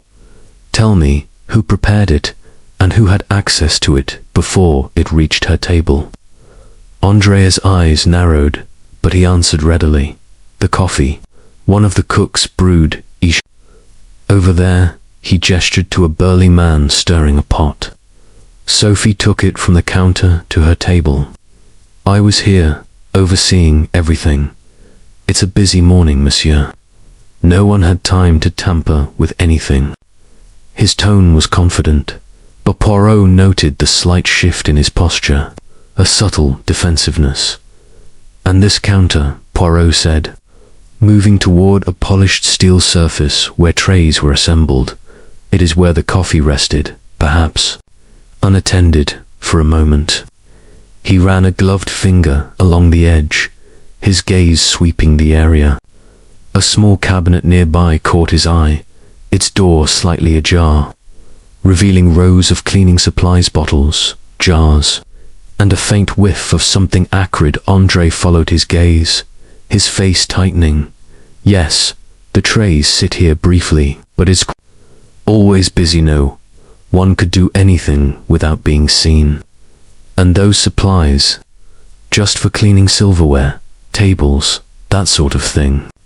His voice was steady, but Poirot's keen senses detected a note of unease. Hastings, ever observant in his own way, leaned closer to Poirot. That smell, Poirot, it's like almonds. Could it be? Poirot's eyes gleamed. Oui, Hastings. Cyanide has such a scent, though faint. Monsieur Andre, you use cyanide in your cleaning, Nan. For the silver, perhaps. Andre's face paled, but he nodded. Yes, a small amount, diluted, for polishing. It's kept locked in that cabinet only. I have the key. He patted his pocket, producing a small brass key with a flourish, as if to prove his point. No one could have taken it without my knowledge. Poirot's smile was enigmatic. No one, monsieur. Yet a key can be borrowed, or a lock picked. Tell me, were you here the entire morning of the murder? Every moment. Andre hesitated, his fingers twitching. I stepped out briefly to speak with a supplier at the back door, but only for a minute or two. The kitchen was never empty. His words were quick, and Poirot noted the flicker of his eyes toward the cabinet. Turning to the other staff, Poirot questioned a young dishwasher, Pierre, whose apron was soaked and whose hands shook slightly. Monsieur Pierre said, his voice low, I saw Mademoiselle Sophie near the counter, just before she took the coffee. She was holding a small bottle. Thought it was sugar syrup or something. She looked nervous, but she always does. Poor gaze sharpened. A bottle, you say? And where is this bottle now? Pierre shrugged. Didn't see it after. She took the tray and left. His words were hesitant, as if he feared saying too much. Poirot thanked him, his mind cataloguing the detail. Sophie's prank with almond extract, mentioned in a previous encounter, now took on a darker hue. Returning to Andre, Poirot pressed further. Monsieur, you knew Madame Dubois? Oui. A regular patron, perhaps one who spoke with the staff. Andre's lips pursed. She was charming, but distant, tipped well, but never lingered to chat. She was above us, you understand. His tone held a trace of resentment, and Poirot filed it away, another thread in the tapestry, as they left the kitchen. Poirot paused by the cabinet, his gloved hand hovering over the lock. Hastings, he murmured. The cyanide was here, within reach of many hands. Andre Esky, Sophie's bottle, the moment of absence, these are the cracks through which the poison slipped, but whose hand guided it? Hastings frowned, his notebook open. Sophie's looking more likely, isn't she? That bottle Pierre mentioned, it could have been the cyanide. But why, and how'd she get it from a locked cabinet? Poirot's eyes gleamed with the thrill of the chase. Why, indeed? And let us not forget, Andre, his absence, however brief, is a window of opportunity. We must also consider Beaumont, whose chemicals may connect to this very cabinet, and Madame Vassar, whose lavender-scented notes linger in my mind. The café's underbelly, mon ami, is a place of shadows, and we must shine a light into every corner. They stepped back into the main dining room, where the café was slowly regaining its rhythm, though the air remained heavy with suspicion. Poirot's mind was a whirl of connections, the lavender notes, the financial dealings, the locket, and now the cyanide source. The Café de la Paix, with its polished surfaces and hidden depths, was a puzzle nearing completion, but one piece remained elusive. Tomorrow, Poirot vowed, he would tighten the net, and the truth would emerge from the underbelly of this gilded stage. Chapter 9. The Artist's Confession. The narrow streets of Montmartre were cloaked in the soft haze of a Parisian dusk, the gaslights casting a warm glow over the cobblestones. Hercule Poirot, his small frame impeccable in a tailored overcoat, navigated the winding alleys with a purposeful stride, his cane tapping a steady rhythm. Captain Hastings, ever the faithful companion, followed closely, his face a mixture of curiosity and apprehension. The revelations in the Café de la Paix kitchen, the cyanide in the locked cabinet, Sophie's mysterious bottle, André's brief absence, had tightened the web of suspicion around Madame Elise Dubois's murder. Yet, the notes and the artist Claude Renard's obsessive sketches lingered in Poirot's mind, demanding further exploration. Tonight, he sought the truth in the heart of the artist's world. Mon ami, Poirot said, his voice a precise murmur against the evening's hum. Monsieur Renard is a man of passion, but passion can be a mask for darker impulses. His sketches, his secrecy about those letters, they suggest a story untold. We must draw it from him, gently but firmly, like a thread from a spool. Hastings nodded, his breath visible in the cool air. He's a queer sort, that Renard. All those drawings of Madame Dubois almost eerie. But do you really think he's got it in him to poison her? He seemed more lovesick than vengeful to me. Poirot's mustache twitched, a faint smile betraying his amusement. Lovesick, Hastings. Oui, perhaps. But love, when scorned, can turn to poison as surely as cyanide.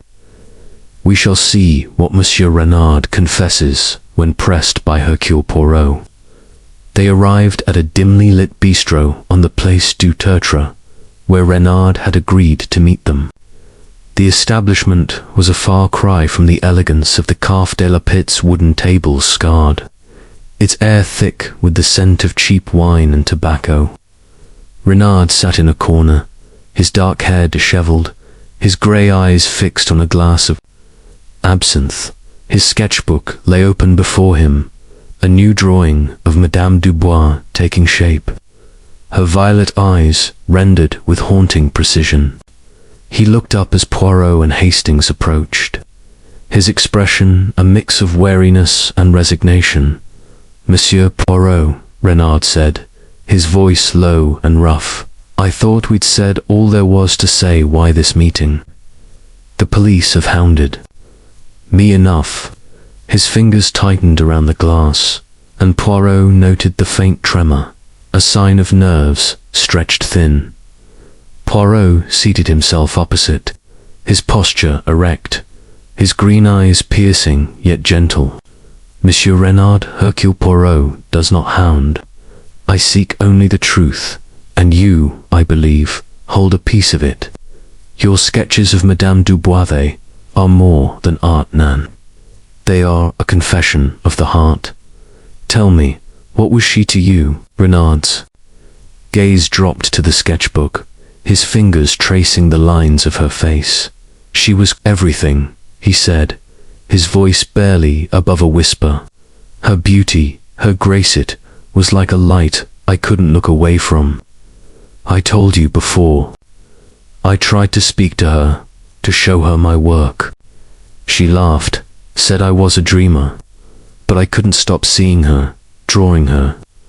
His words were raw, laced with a pain that made Hastings shift uncomfortably. Poirot leaned forward, his tone soft but insistent. And these drawings, they consumed you, oui. But there is more, monsieur. In your studio, I saw letters, tied with twine, scented with lavender. You said they were bills, but I think not. Were they from Madame Dubois, or perhaps to her? Renard's face paled, his hand jerking and spilling a drop of absinthe. Letters, I told you, they're nothing.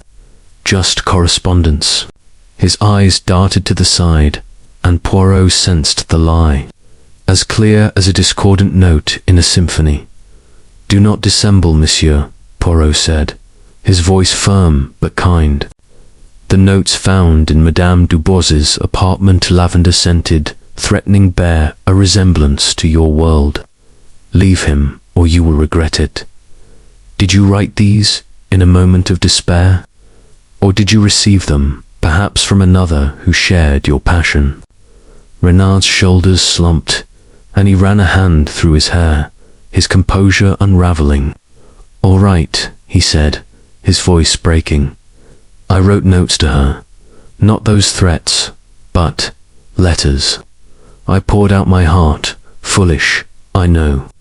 I sent them to the café, hoping she'd read them, see me as more than a nobody. She never answered, but I kept writing. I couldn't stop. He reached into his coat, producing a crumpled letter, its paper infused with the telltale scent of lavender. This was the last one. I never sent it.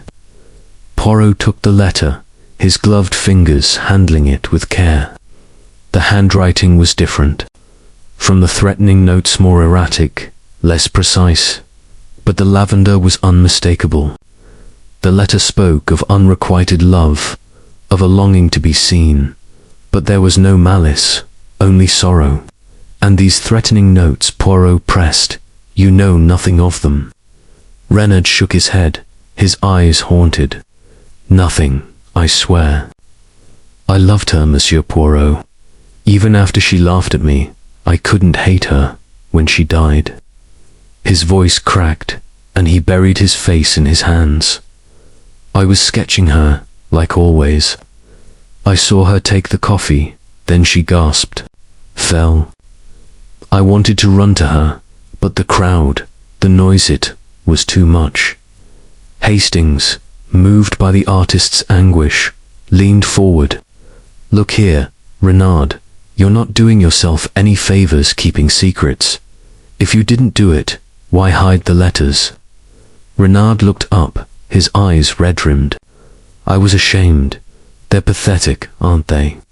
A grown man writing love letters to a woman who didn't care. I didn't want the police thinking I was some lunatic. Poirot's gaze softened, but his mind remained sharp. Monsieur, Renard, your heart is clear, but the truth is not yet complete. Tell me, did you see anyone near her table that day? The waitress, Sophie, perhaps, or another? Renard frowned, his brow creasing. Sophie brought the coffee, yes. I saw her set it down, then walk away. There was a moment someone bumped into a waiter near the counter, caused a distraction. I didn't think much of it, but it was odd. His voice trailed off, and Poirot seized on the detail, his little grey cells worry.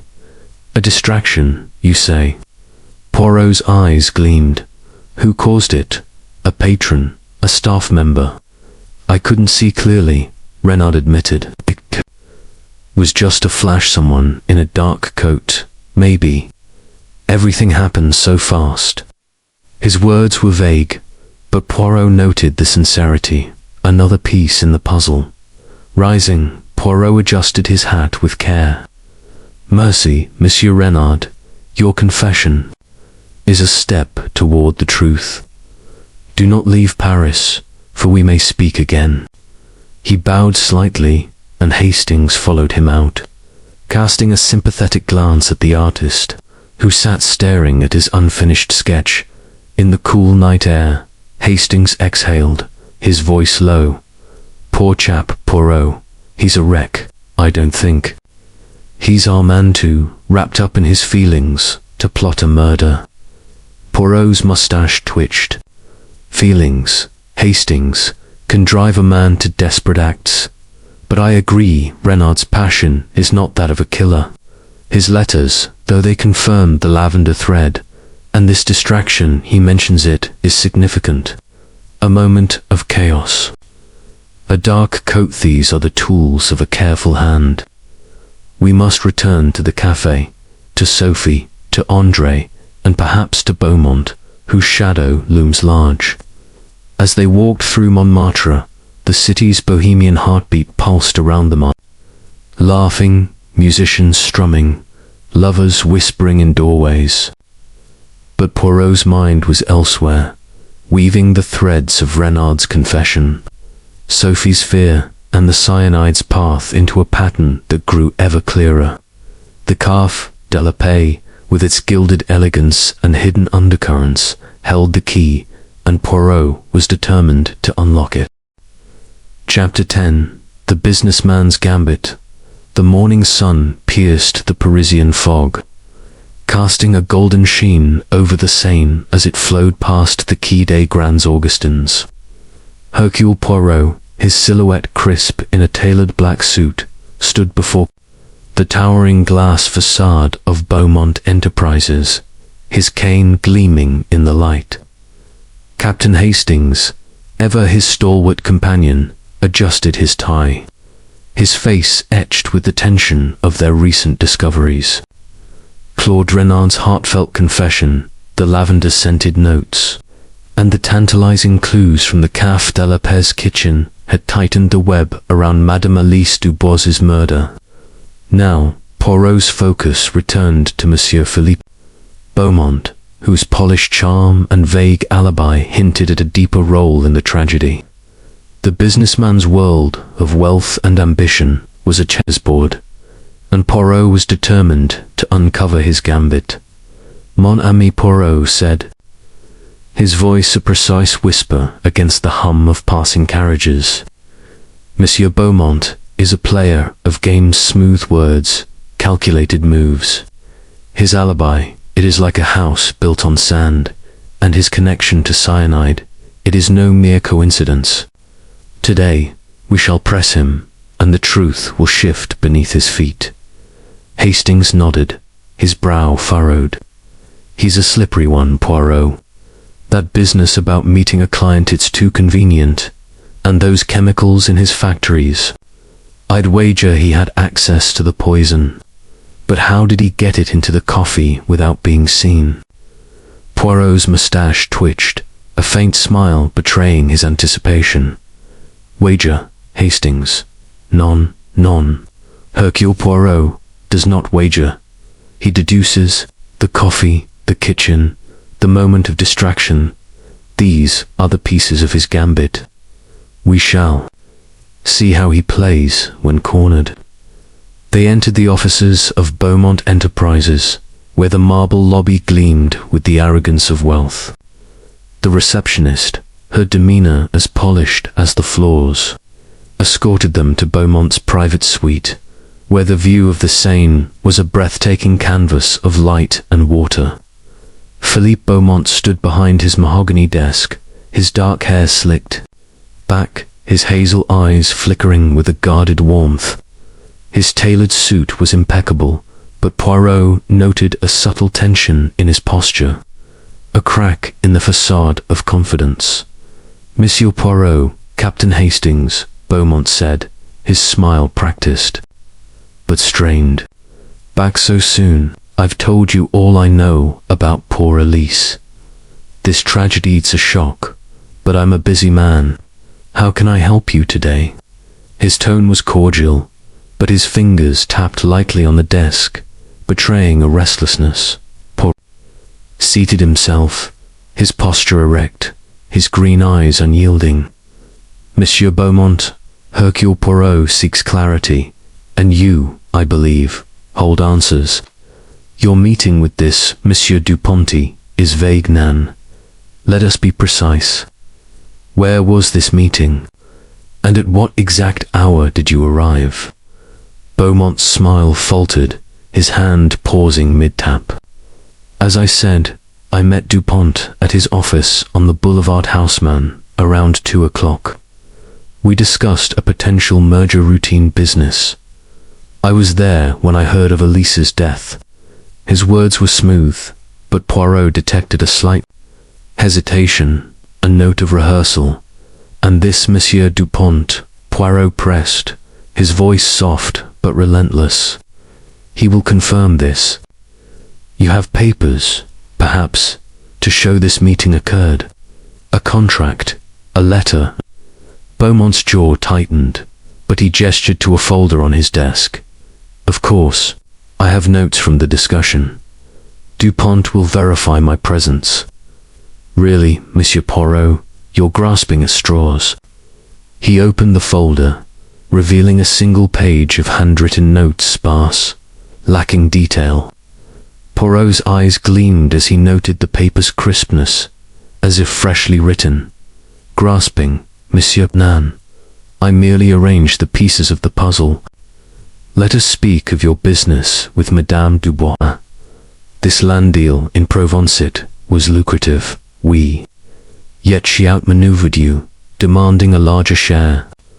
A blow to your pride, perhaps, and your purse. Beaumont leaned back, his smile returning but colder. Elise was a shrewd negotiator, I'll grant you that. Yes, we disagreed. She wanted more than her due. But it was business, not personal. I had no reason to harm her. His voice was steady, but Poirot noted the slight clench of his fists, a sign of strain. Poirot's fingers traced the silver handle of his cane, his gaze unwavering. And your factories, monsieur, they use cyanide, do they not? For industrial purposes, perhaps cleaning or metalwork. A small vial, easily transported, could find its way to a café, Nan. Beaumont's face paled, his eyes narrowing. You're treading dangerous ground, Poirot. Yes, my factories use chemicals, including cyanide. It's standard in the industry. Tightly controlled. Are you accusing me of smuggling poison into a coffee cup? That's absurd. His voice rose, a defensive edge cutting through his charm. Poirot's smile was enigmatic. Accuse, monsieur, I merely observe. But let us consider. You were at the café. You spoke with Madame Dubois. You left just before her death. And your factories, do they supply the calf? Delapay, perhaps, with cleaning agents. Beaumont's hands stilled, his composure fraying. Supply the café? No, not directly. My company deals in bulk, not small deliveries. If cyanide was there, it came from elsewhere. You're chasing shadows, Poirot.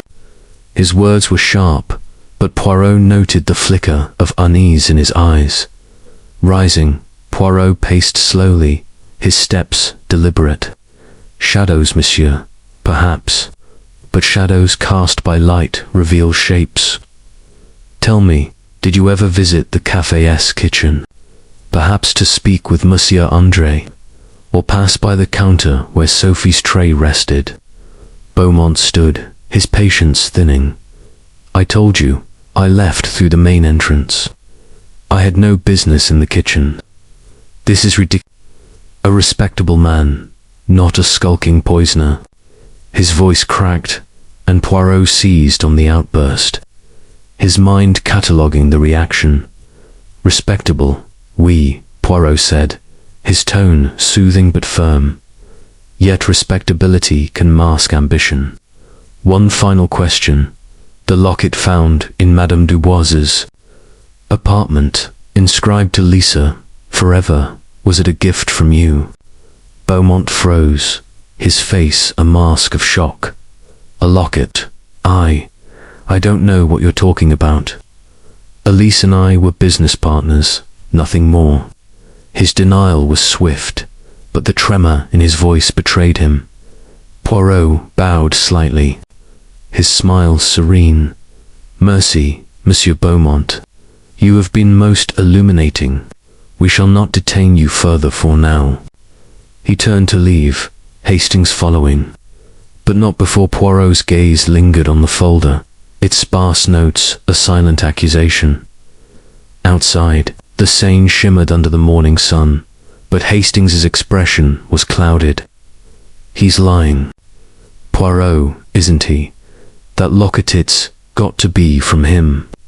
And the cyanide, his factories, are the perfect source. Poirot nodded, his eyes distant. We Hastings. Beaumont's gambit is unraveling.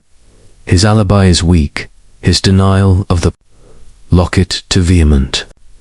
The cyanide, it links him to the café's underbelly. But we need proof, unyielding proof. We must speak with Monsieur Dupont, and we must revisit the café. The distraction Renard mentioned, the tray Sophie left unattended, these are the moves in his game. As they walked along the quay, the city's pulse surrounded them, merchants calling, boats gliding, lovers whispering.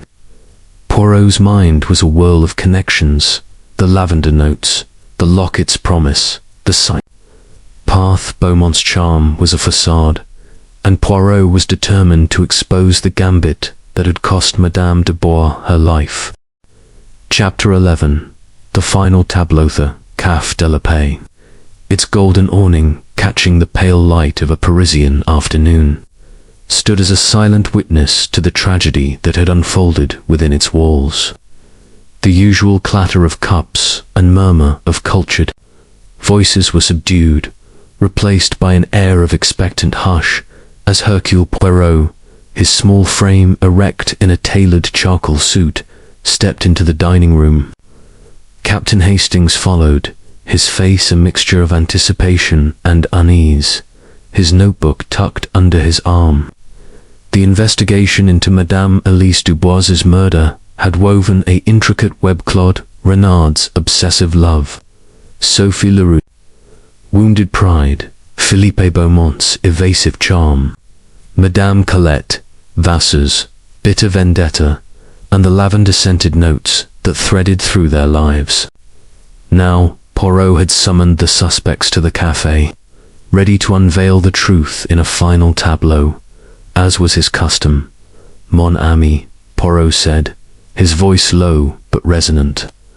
The stage is set, and the players are assembled.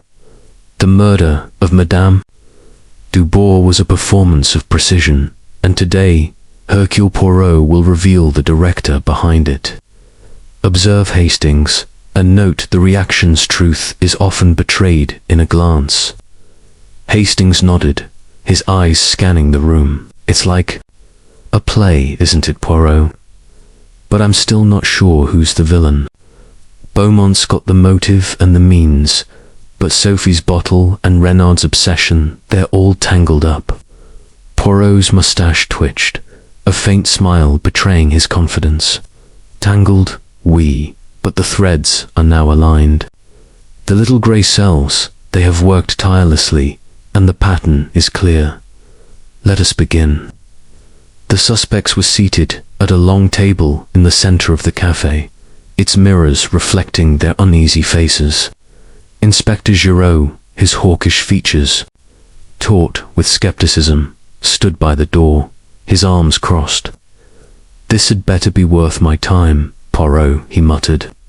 I've got my own leads, and I don't need your theatrics. Poirot merely bowed, his smile serene, and took his place at the head of the table. Claude Renard sat with his sketchbook closed, his grey eyes haunted. Sophie Leroux clutched a handkerchief, her blonde hair pinned tightly, her face pale. Philippe Beaumont leaned back, his charm strained but intact, while Madame Colette Vassar sat rigid, her grey eyes like steel. Monsieur André, the head waiter, hovered nearby, his wiry frame tense, and Monsieur Lefebvre, the manager, wrung his hands in the background. Ladies and gentlemen, Poirot began, his voice commanding yet calm. The murder of Madame Elise Dubois was no act of chance. It was a crime of calculation, executed with the swiftness of cyanide and the subtlety of a master. The coffee, laced with poison, was the instrument, but the motive of it lies in the hearts before me. Let us unravel this tableau. He turned to Renard, his gaze gentle but piercing. Monsieur Renard, Your love for Madame Dubois was a flame that consumed you. Your sketches, your letters, they spoke of a heart wounded by her rejection. But your confession revealed no malice, only sorrow.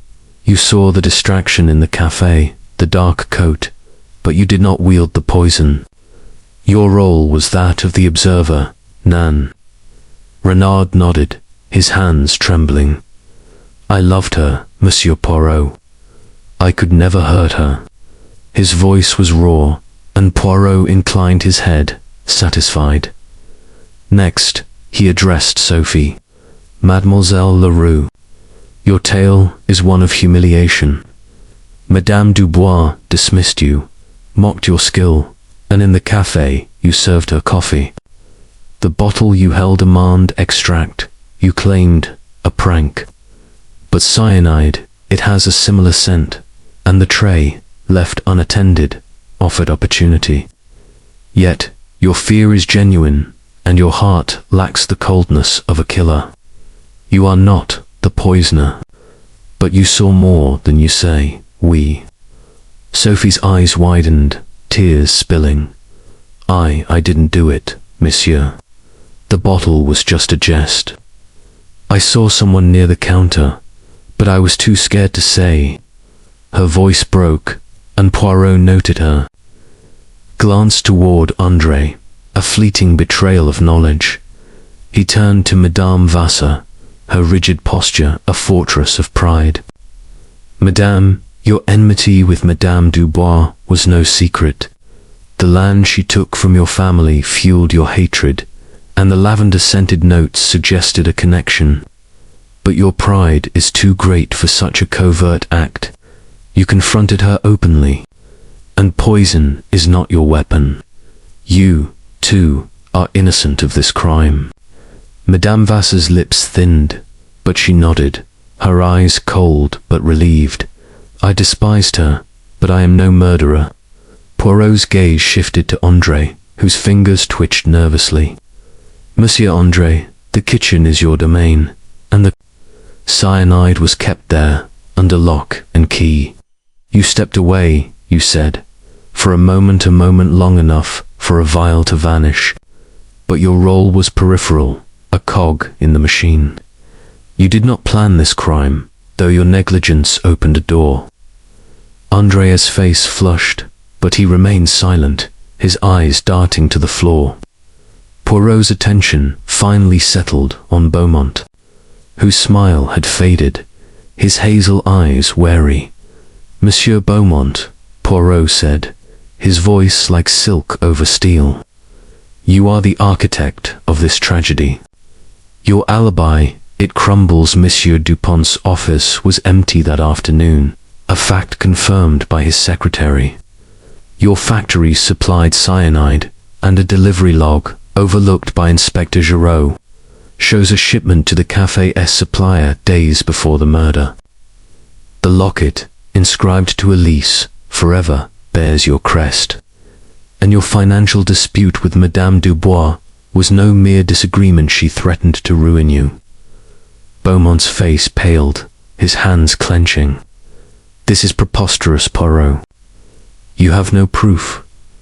Poirot raised a hand, his smile unwavering. Proof, monsieur. A street vendor saw you slip into the café's kitchen through the back door, moments before Sophie took the tray. The distraction, a spilled tray, caused by a man in a dark coat, was your doing, allowing you to lace the coffee with cyanide from your own supply. You left, believing yourself unseen, but the truth, it cannot hide from Hercule Poirot. The room fell silent, the suspect's eyes fixed on Beaumont. Giraud stepped forward, his skepticism replaced by grudging respect. Is this true, Beaumont? He demanded. Beaumont's composure cracked, his shoulders slumping. She was going to expose me, he said, his voice low. The land deal, it was a fraud, and she knew it. She'd have taken everything, my business, my reputation. I had no choice.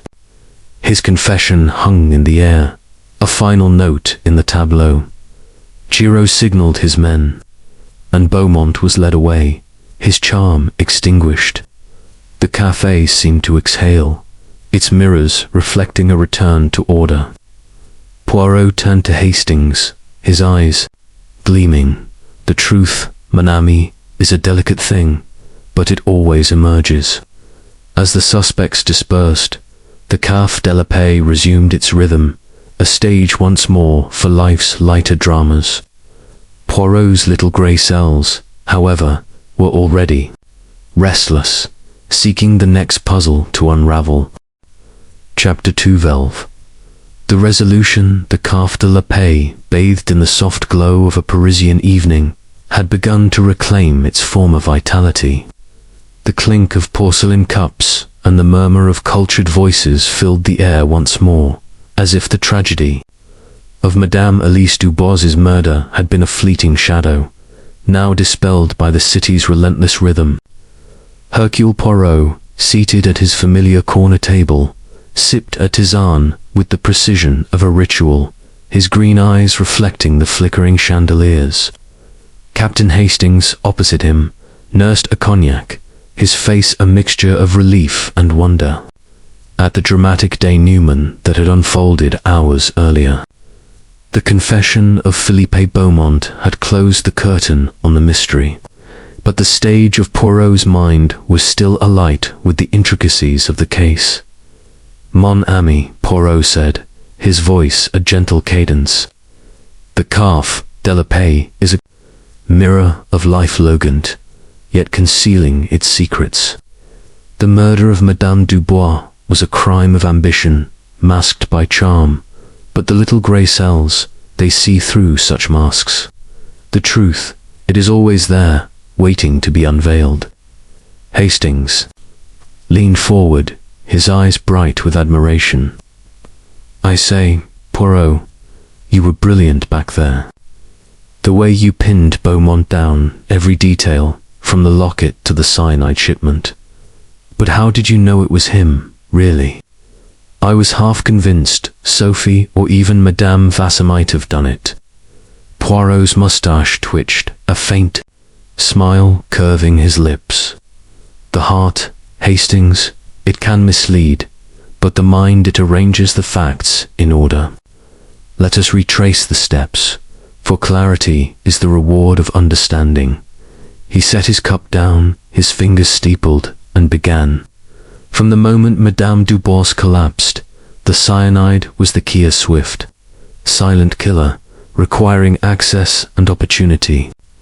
The café's kitchen, with its locked cabinet, was the source, but who could reach it? Monsieur André, the head waiter, had the key, but his absence was too brief, his motive too vague. Sophie Leroux, with her bottle of almond extract, was a suspect, but her fear and youth spoke of innocence, not cunning. Claude Renard's obsession was passionate, but his heart was too open, his letters too earnest. Madame Vassar's pride and vendetta were compelling, but poison was beneath. Hershey would have chosen a more public reckoning. Hastings nodded, his cognac forgotten, and Beaumont. What made you zero in on him? Poirot's eyes gleamed. Beaumont, mon ami, was a man of surfaces, charming, confident, but beneath a desperate ambition. The financial dispute with Madame Dubois was no mere disagreement. Her threat to expose his fraudulent land deal endangered his empire. The locket, inscribed to Elise, forever, bore his crest, revealing a personal bond, perhaps love, perhaps manipulation, his alibi. This Monsieur Dupont was a fiction.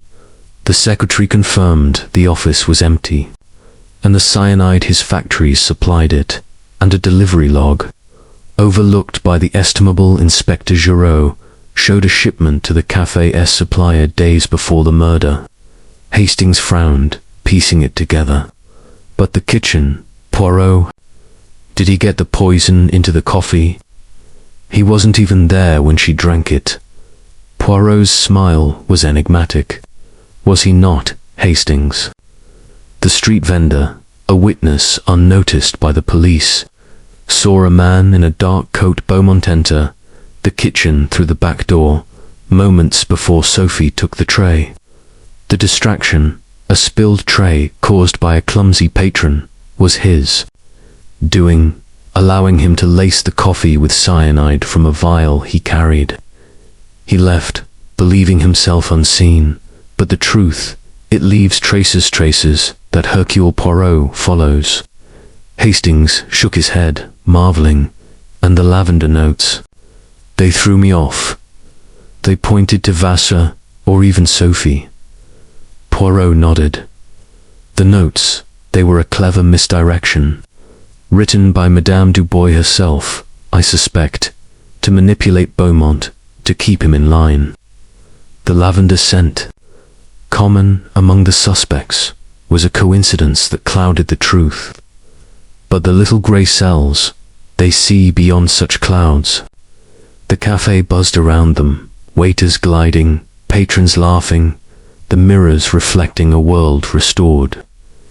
Inspector Giraud had departed with Beaumont in custody, his grudging respect for Poirot evident in his parting nod.